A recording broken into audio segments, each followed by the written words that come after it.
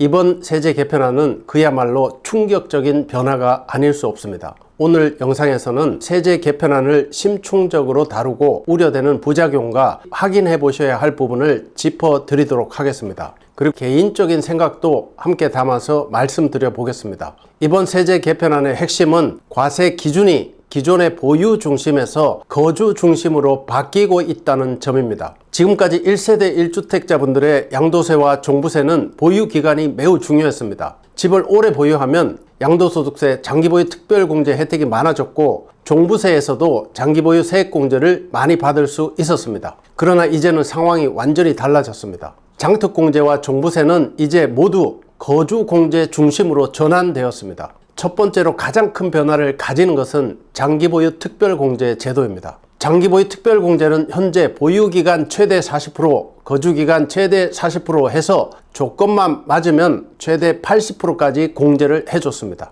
금액대가 100억이든 200억 원이든 상관없이 양도소득세 공제를 최대 80%까지 해줄 수 있었기 때문에 소위 똘똘한 한 채를 소유하신 분들에게는 엄청난 세제 혜택이 있었습니다. 그런데 이번 세제 개편안은 정말 충격적입니다. 그동안에는 보유기간과 거주기간을 합쳐서 80% 공제를 해줬는데요. 이제는 한도까지 생깁니다. 2029년부터는 공제를 최대 10억 원까지로 제한합니다. 그리고 이제는 보유가 아니라 거주만을 중심으로 공제 혜택을 제한하게 됩니다. 현행 구조는 보유 기간에 대해서 연 4%, 거주 기간에 대해 연 4%를 합해서 공제하는 방식입니다. 10년을 보유하고 10년을 거주까지 했다면 각각 최대 40%씩 합계 최대 80%의 공제율을 적용받을 수 있는 구조였습니다. 그런데 이번 세제 개편안은 이 비중을 단계적으로 거주 중심으로 옮기고 있습니다. 1세대 1주택자의 장기 거주 소득공제는 이렇게 바뀝니다.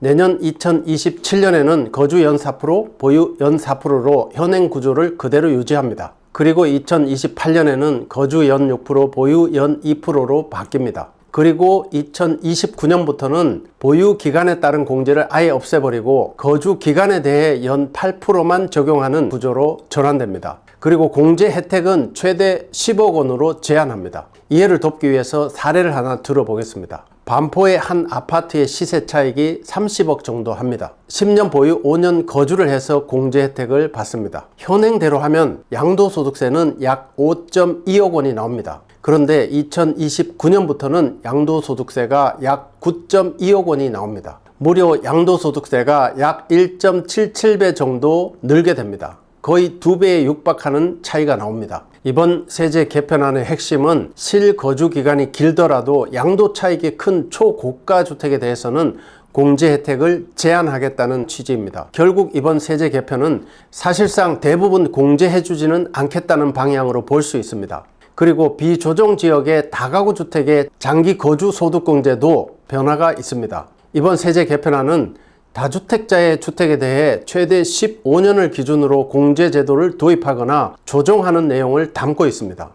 2027년에는 보유 기간에 대해서 연 2%, 최대 30% 공제가 그대로 적용됩니다. 그리고 2028년에는 보유 기간과 거주 기간 중 높은 공제율이 선택적으로 적용됩니다. 보유 공제를 선택하면 연 1% 공제, 최대 15%가 적용이 되고 거주 공제를 선택하면 연 2% 최대 30%가 그대로 적용되는 것으로 정리되어 있습니다. 다만 거주 공제는 최소한 2년 이상은 거주를 해야 적용 대상이 됩니다. 그러나 2029년부터는 거주 기간에 대해 연 2% 최대 30%를 적용하는 구조로 전환이 됩니다. 공제 금액 한도는 2028년 20억 원으로 제한하고 29년 이후에는 장기거주 소득공제 한도를 10억 원으로 제한을 하게 됩니다. 이해를 돕기 위해서 예를 하나 들어보겠습니다. 어느 아파트의 시세 차익이 30억 정도 합니다. 10년 보유 5년 거주를 해서 공제 혜택을 적용받습니다. 현행대로 하면 양도소득세는 약 9.68억 원이 나옵니다. 그런데 2029년부터는 양도소득세가 무려 14억 원이 나옵니다. 자본이득, 시세차익 대비 실효부담률은 46.67%나 됩니다. 양도소득세가 무려 45%나 인상이 된 겁니다. 같은 조건으로 조정 대상 지역의 다주택자는 양도소득세가 어떻게 계산이 될까요? 어느 조정 대상 지역 아파트의 시세 차익이 30억 정도 한다고 가정해 보겠습니다. 10년 보유, 5년 거주를 동일하게 했지만 조정 대상 지역이라면 공제 혜택을 아예 받지 못합니다. 현행 세법대로라면 양도소득세는 약 16.5억 원이 됩니다. 그런데 2029년부터는 양도소득세가 무려 21.5억 원이 됩니다.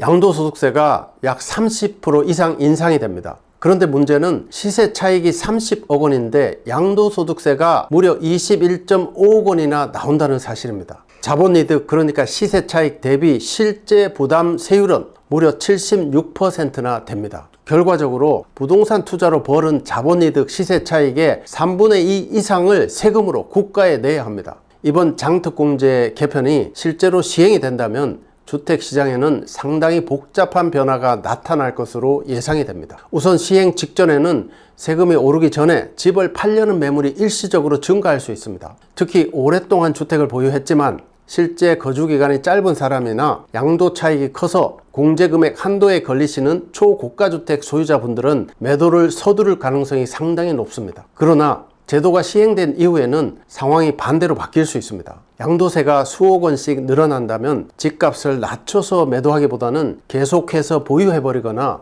자녀에게 증여하거나 상속할 때까지 기다리는 사람이 늘어날 수 있기 때문입니다. 결과적으로 시행 직전에는 매물이 잠깐 늘어났다가 소위 정권이 바뀔 때까지 기다리는 고자산가들의 반응이 나타날 가능성도 충분히 있습니다. 그리고 그 이후에는 오히려 거래가 줄어드는 부동산 시장의 매물 잠김 현상이 다시 나타날 수 있습니다. 또 하나 우려되는 부분은 이른바 세금 실거주입니다. 비거주자분들의 경우 장특공제가 폭발적으로 제한되기 때문에 기존 세입자를 내보내고 임대인이 직접 실거주를 하려는 사례가 증가할 것으로 보입니다.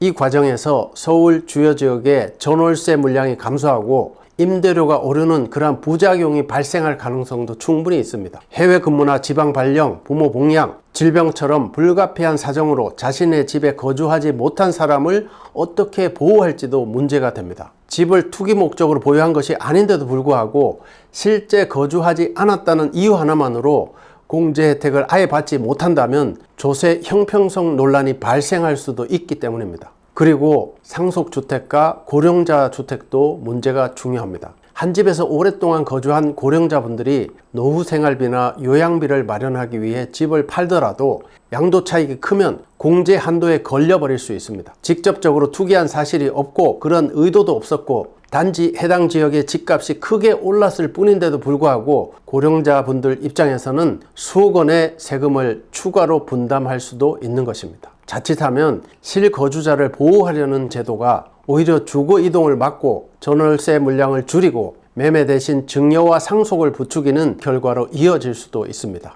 혹시 이 문제를 해결할 방법이 없을까요? 소위 똘똘한 한 채를 가지신 분들은 당장에 매각이 어려울 수 있기 때문에 자녀에게 주택을 증여하는 방법을 우선적으로 선택할 것으로 보입니다. 예를 들어서 양도 차익이 50억이 나는 주택을 자녀에게 증여를 한다면 자녀에게 주택을 증여하는 순간 이 양도 차익은 0원으로 바뀝니다. 이 부분을 고려해서 대부분의 분들은 주택 증여를 최우선적으로 고민하시게 될 겁니다. 그런데 이 시점에서 문제는 막대한 증여세입니다. 소위 똘똘한 한 채의 경우는 몇십억 원에서 몇백억 원까지의 주택 시세를 가지고 있습니다. 그래서 적게는 몇억, 많게는 몇십억 원까지 증여세 부담이 생길 수밖에 없습니다. 이것을 해결하는 유일한 방법은 저희 싹풀 절세연구소에 정답이 있습니다. 아마 이 컨설팅 내용을 들으시면 주택 증여세를 내야 하는 자녀들이 본인들의 증여세 한 푼도 없이 주택을 안전하게 받을 수 있게 됩니다. 이 방법은 저의 오랜 20년 노하우에 해당하는 부분이기 때문에 유튜브에서 온라인상에서 모두 공개할 수는 없습니다. 혹시 똘똘한 한 채의 증여를 고민하고 계시는 분들이 계시다면 저희 컨설팅 전화 1644-9538로 언제든지 전화를 주시기 바랍니다.